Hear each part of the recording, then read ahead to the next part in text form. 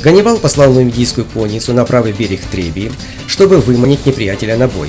Остальным воинам командующий приказал плотно позавтракать, накормить лошадей и готовиться к сражению. Когда нумидийцы потревожили римские караулы, Лонг приказал вывести из лагеря конницу, а затем остальную часть армии. Воины выбежали из своих палаток, не успев позавтракать и хорошо защитить себя от непогоды.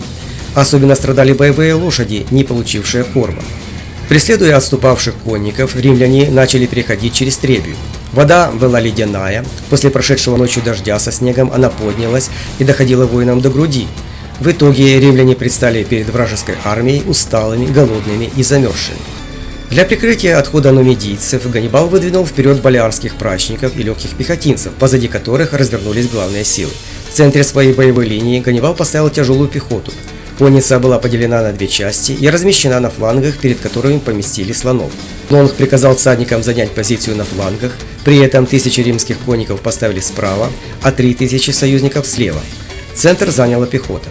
Как обычно, сражение началось с перестрелкой легкой пехоты.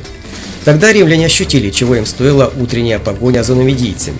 Ведь велиты потратили большую часть своих дротиков.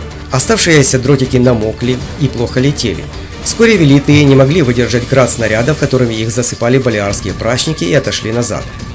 Ганнибал тоже отвел стрелков, чтобы усилить ими фланги, где положение римских всадников было и без того сложным.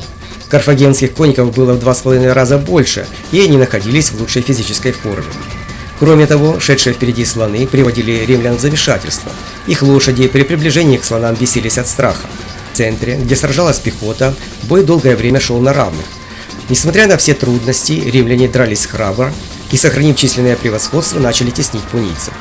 Однако развить успех им не удалось, потому что в тыл римского войска из засады устремился отряд Магона. В то же время на флангах конница римлян и их союзников была опрокинута и сбежала по направлению к реке. Тут же фланги римской пехоты были атакованы освободившейся пунийской конницей и слонами.